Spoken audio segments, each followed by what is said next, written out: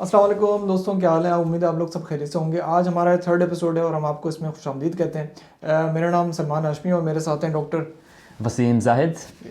तो आज भी हम आपके सवालों के जवाब देंगे, जैसे हमारी पिछली दो एपिसोड्स में आपके सवालों के जवाब हमने दिए।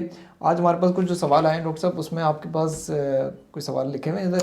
हाँ जी, बहुत इंटरेस्टिंग सवाल है इस दफ़ा। और आजकल जो रमज़ान का महीना चल रहा है उससे रिलेटेड है। ये यहाँ पे एक लड़का था या मेरा ख्याल है आदमी, उन्होंने मेरे से पूछा है कि रमज़ान के दौरान एक्सरसाइज करनी चाहिए नहीं करनी चाहिए, कब करनी चाहिए, किस तरह की करनी चाहिए। बहुत वसी बहुत सवाल बड़ा है, तो सवाल हम है। इसको आहिस्ता आहिस्ता टैकल करते हैं। सबसे पहले तो ये बात है कि एक्सरसाइज तो ज़रूरी है, हर इंसान को करनी चाहिए, रोज़ाना करनी, रेगुलरली करनी चाहिए, हफ्ते में कई दफ़ा। लेकिन रमज़ान में जब मसला ये आ जाता है ना कि जब आप एक्सरसाइज करते हैं तो आपको प्यास लगती है, आपको भूख लगती है, और चूँकि आपका रोज़ा है तो आप खा पी नहीं सकते। तो इसके बारे में क्या किया जाए? मेरे ख्याल है सबसे पहले हमें ये इस्टेब्लिश करना होगा कि अगर आप एक्सरसाइज कर रहे हैं तो आप पहले ये सोच लें कि आप किस तरह की एक्सरसाइज कर रहे हैं और आप क्या अचीव करना चाहते हैं। अगर तो फ़र्ज़ करें एक इंसान एक्सरसाइज कर रहा है अपना वज़न कम कराने के लिए, वेट लॉस, बिल्कुल। तो उस सूरत में आप किस तरह की एक्सरसाइज रेकमेंड करेंगे?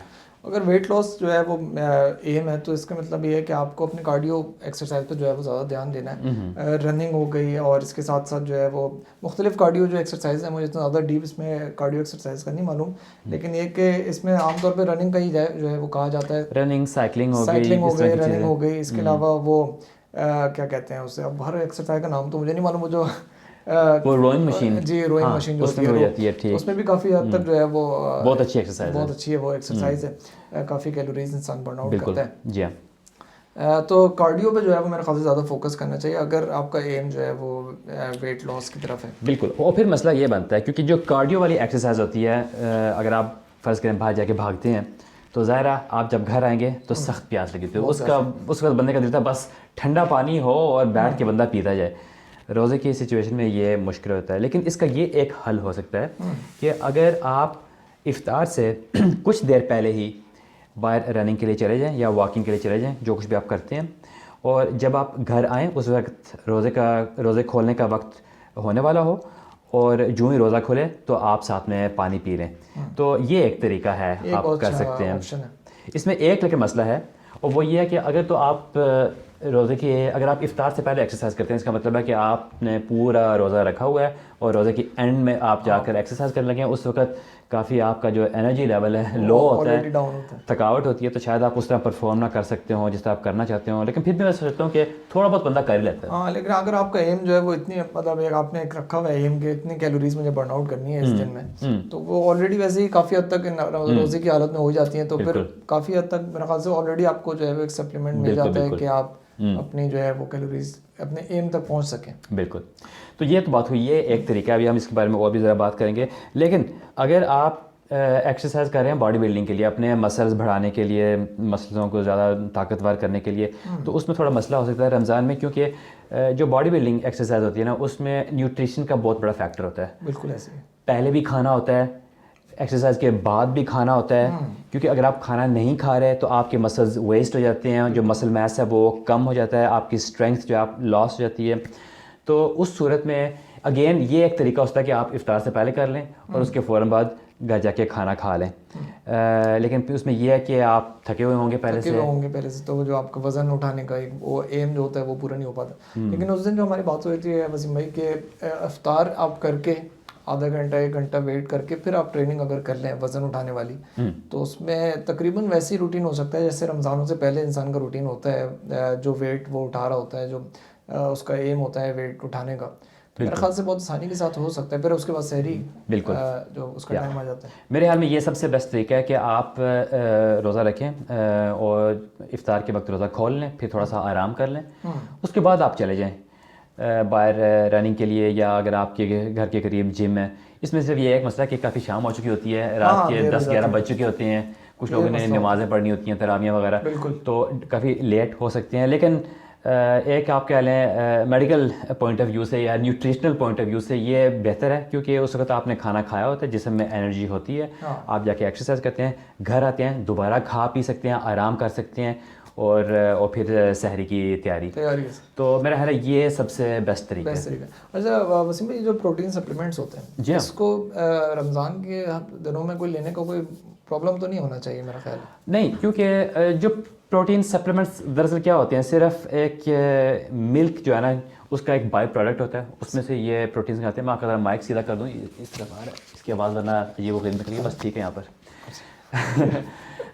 उसमें सिर्फ ये जिसे हम वेई प्रोटीन कहते हैं, ये चीज़ बनाते वक्त एक बाई प्रोडक्ट होता है, वो रह जाता है दूध में से, तो वो लेते हैं। और उसमें आप रमज़ान में लें या ना लें, इसमें कोई इतना फ़र्क नहीं पड़ता। हाँ, एक बात है, अगर आप बहुत ज़्यादा प्रोटीन्स खाते हैं तो वो आपकी किडनीज़ को इफ़ेक्ट कर सकती हैं। तो आप ये ख्याल रखें कि अगर आप प्रोटीन सप्लीमेंट्स ले रहे हैं, चाहे रोज़े हैं या नहीं, आप उसके साथ पानी अच्छी तरह पिया करें। बिल्कुल ऐसे ही।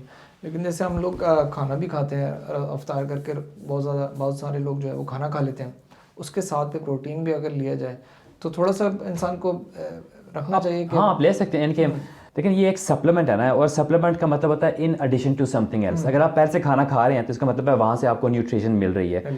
और सप्लीमेंट उनके लिए होती है जिनको आम खाने से काफ़ी न्यूट्रिशन नहीं मिल रही, और ख़ास तौर पे यानी कि बॉडी बिल्डर्स वगैरह, क्योंकि वो फील करते हैं कि उनको इतनी प्रोटीन्स चाहिए कि आम खाने से नहीं मिलती, वो इसलिए वो सप्लीमेंट लेते हैं। तो अगर आप लेना चाहते हैं तो आप ले सकते हैं, इसमें कोई हर्ज नहीं है मेरे ख्याल में। ठीक, बहुत अच्छी बात है। ठीक, अगला सवाल कर जाए। अगला सवाल लेते हैं। मेरे पास एक सवाल आया है, एक ख़ातून है, और वो ये कह रही हैं कि उनको एक लंग्स की बीमारी है, जिसकी वजह से उनके लंग्स फेल हो रहे हैं। और ये एक जवान ख़ातून है, इनकी उम्र 34 है, 34 साल, और अनफॉर्चुनेटली यानी कि यंग उम्र में ही उनके लंग्स काफ़ी डैमेज हो चुके हैं, और उनको डॉक्टर्स कह रहे हैं कि आप के लिए एक ऑप्शन है लंग ट्रांसप्लांटेशन। एक जल्दी से मैं ये ट्रांसप्लांटेशन का ये समझा दूँ। वो ये होता है कि अगर आपका कोई भी organ, kidneys, liver, lungs, heart बीमारी की वजह से, लंबी बीमारी की वजह से फ़ेल होने शुरू हो जाते हैं, तो उसका एक इलाज ये होता है कि किसी और इंसान में से वो ऑर्गन निकाल के आप में वो डाल सकते हैं, अगर मैचिंग हो तो। ये एक किस्म का आपका इलाज होता है कि आपको नए गुर्दे मिल जाते हैं या नया लिवर मिल जाता है। और इनके केस में लंग ट्रांसप्लांटेशन की बात है, वो ये कह रही हैं कि उनको डर लगता है, ये बहुत बड़ा ऑपरेशन है, रिस्की हो सकता है, कि वाकई उनको ये करवाना चाहिए या नहीं करना चाहिए, उनको इंतज़ार करना चाहिए। बहुत दिलचस्प सवाल है, मुश्किल सवाल है, और मुश्किल इसलिए है क्योंकि मुझे आपकी जो कंडीशन है उसका पूरा तो पता नहीं है कि किस हद तक आपके लंग्स ख़राब हो चुके हैं, आपका इस वक्त क्या इलाज हो रहा है, जो आपके डॉक्टर्स जो ट्रांसप्लांट की बात कर रहे हैं वो क्या कह रहे हैं कि ये कब होगा। लेकिन जनरली मैं ये कहूँगा कि आपको अपने डॉक्टर्स का एडवाइस फॉलो करना चाहिए, वो आपको सबसे बेहतर जानते हैं, डिटेल्स उनके पास हैं। और अगर वो कह रहे हैं कि आपको ट्रांसप्लांट की ज़रूरत है, और अगर वो ये कह रहे हैं कि आपको जल्द ट्रांसप्लांट की ज़रूरत है, तो प्लीज़ उनकी बात आप सुनिए, उनका एडवाइस लें, क्योंकि वो ऐसा हरगिज़ ना कहते अगर इसकी शदीद ज़रूरत ना होती। ऑर्गन्स की, इस तरह की ऑर्गन्स की नर्वे में कोई ये नहीं है कि बहुत आसानी से मिल जाते हैं, कमी होती है। और अगर वो वाकई आपको वो कह रहे हैं कि आपको चाहिए, तो इसका मतलब है कि वाकई आपको ज़रूरत है, तो आप उनका एडवाइस ले लें। ट्रांसप्लांटेशन ज़ाहिर है एक बड़ा ऑपरेशन होगा, ओपन कैविटी यानी कि चेस्ट की जो कैविटी है वो खोलते हैं, पुराने लंग्स निकाले जाते हैं, नए डाले जाते हैं, उनको फिर जितनी भी जो टेक्निकल सर्जरी है वो की जाती है, और उसके बाद भी उसका बहुत एक लंबा फॉलोअप होता है, कई हफ्तों तक मरीज़ हस्पताल में रहता है। ख़ास तौर पे मेडिसिन जो हमने पिछली एपिसोड में बताई थी, जो इम्यून को डैम्पन करने वाली मेडिसिन होती हैं, वो स्ट्रॉन्ग किस्म की मेडिसिन इस्तेमाल करते हैं, उनको करनी पड़ती हैं। लेकिन ट्रांसप्लांट ना करने से, नए लंग्स ना मिलने से, ये हज़ार गज़ बेहतर है मेरे ख्याल में। तो बिल्कुल आपके मैं एग्री करता हूँ कि अगर डॉक्टरों ने वाकई उनको ट्रांसप्लांट जो है रिकमेंड किया है इस एज में, तो ऑब्वियसली उनके लंग इस हद तक डैमेज हो चुके होंगे कि वो ज़्यादा देर तक जो है वो ना चल सकें। तो बिल्कुल आपसे एग्री करता हूँ कि कई लोग हैं जिनको इस तरह की ऑफ़र मिलती नहीं है, तो अगर आपको मिल रही है तो आप खुशकिस्मत हैं, आप इसको एक्सेप्ट करें और अपने जो डॉक्टर्स हैं उनसे आप बात करें, वो आपको बेहतरीन तरीके से जानते हैं। आखिरी सवाल है आज का, वो आपको आया था, वो कोई हार्ट से रिलेटेड था मेरा है ना? जी एक वैसे तो कार्डियोलॉजिस्ट आप हैं एक मिडिल एज आदमी है जिनको जो है वो कार्डियोमायोपैथी है, यानी उनका दिल जो है वो थोड़ा सा बड़ा हुआ है आम ज़बान में अगर कहें तो और हाइपरटेंशन है, ब्लड प्रेशर है काफ़ी अरसे से, और उनको एक एपिसोड अभी हुआ था थिया का जो क्या कहते हैं एक किस्म का मिनी फालिज। बिल्कुल, तो वो कुछ मिनटों के लिए उनको वो अटैक हुआ था, तो उसके बाद से उनके डॉक्टर्स ने उनको ब्लड को पतला करने वाली दवाएं जो है वो शुरू की थी, जिससे ब्लड जो है वो थिन हो जाता है, पतला हो जाता है और ब्लड क्लॉटिंग जो है वो उसको प्रिवेंट करता है। तो वो दवा का पूछ रहे थे क्योंकि वो रेगुलरली वो दवा लेते हैं और उनकी जो डोज है वो दिन में एक दफ़ा वो टैबलेट लेते हैं। तो वो मुझसे सवाल ही पूछ रहे थे कि मैं अगर सहरी से पहले ले लूँ और उसको कंटिन्यू करूँ रोज़ाना एक टाइम मतलब रोज़ाना एक ही टाइम पे, तो उसमें कोई हर्ज तो नहीं है? ये बहुत इम्पोर्टेंट सवाल है और मुश्किल सवाल है इवन मेरे लिए। मैं तो दिल की बीमारियों का माहिर हूँ, मैं इसका जवाब दे सकता अगर मेरे पास ज़्यादा डिटेल्स होती, क्योंकि ये डिपेंड करता है कि उनको किस किस्म की कार्डियोमायोपैथी है, उसकी भी काफ़ी डिटेल्स होती हैं, और दूसरा ये है कि उनको किस किस्म की ब्लड थिनिंग मिल रही है, उसकी भी कई किस्में होती हैं। और मैं ये कहूँगा कि अगर तो सबसे पहले उनको अपने डॉक्टर से ये पूछना चाहिए कि उनके लिए रोज़ा रखना मुनासिब है या नहीं, क्योंकि ये कार्डियोमायोपैथी दिल की जो ख़ास बीमारी है, काफ़ी सीरियस किस्म की कंडीशन हो सकती है, और ख़ास तौर पे अगर उनको ऑलरेडी एक मिनी किस्म का फालिज भी हो चुका है, तो इसका मतलब है कि जो उनकी मेडिकल कंडीशन है ना कुछ सीरियस लग रही है। तो सबसे पहले तो आप अपने फासलगे से ये क्लियर करा लें कि आपको रोज़ा रखना चाहिए या नहीं। मैं थोड़ा सा डाउट में, मुझे लग रहा है, मैं आपकी डिटेल नहीं जानता, लेकिन मुझे लग रहा है कि शायद आपको रोज़ा नहीं रखना चाहिए। बहरहाल, लेकिन आप अपने डॉक्टर से ये बात क्लियर कर लें पहले। दूसरी बात यह है कि ये जो फालिज होता है वो इसलिए होता है क्योंकि एक छोटा सा ब्लड क्लॉट खून की रगों में दिमाग तक जाता है और वहाँ जाके जैम हो जाता है, ताकि जो दिमाग के कुछ ऐसे हिस्से हैं जिनको खून का सप्लाई नहीं मिल रहा होता, और डिपेंड करता है कि किस इलाके में है, और आपको सिम्टम्स हो सकते हैं जैसे कि आपकी यानी कि राइट साइड या लेफ़्ट साइड काम नहीं करती, चेहरा टेढ़ा हो जाता है, आप सही तरह बोल नहीं सकते, तो इस तरह की कुछ चीज़ें हैं जो हो सकती हैं। तो इसीलिए हम फिर ब्लड थिनर देते हैं ताकि खून पतला रहे और इस तरह के क्लॉट्स बने ही ना।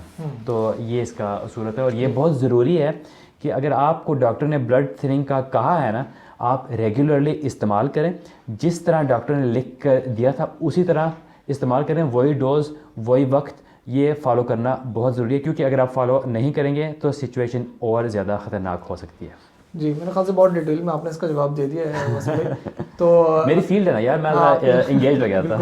तो बेहतर यही है कि जैसे वसीम भाई ने कहा तो इसको फॉलो किया जाए, और अपने लोकल जीपी से जो है वो कांटेक्ट करके और ज़्यादा इसकी डोसेज और टाइम किस वक्त लेना है उसके मुताबिक जो है वो आप खुद फैसला कर सकते हैं। तो आज मेरे ख्याल से इतना ही हमारे पास सवाल आज ये फिर जी हमारी एपिसोड थी, तो प्लीज़ आप हमें और सवालात भेजें, हम उनका जवाब देना चाहते हैं। मैं अगेन बहुत बहुत शुक्र अदा करता हूँ डॉक्टर सलमान हाशमी का, जो मैं बता दूँ इनकी आज छुट्टी है, लेकिन फिर भी घर से ये इधर हॉस्पिटल तक आए हैं मेरे साथ ये एपिसोड बनाने के लिए, तो बहुत बहुत शुक्रिया।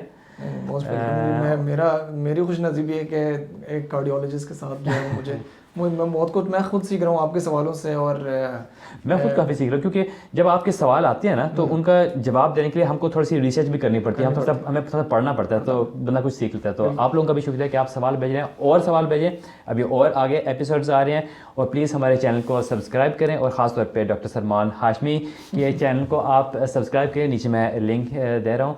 तो फिर हम जल्दी किसी और दिन मिलते हैं। अल्लाह हाफ़िज़। अल्लाह हाफ़िज़।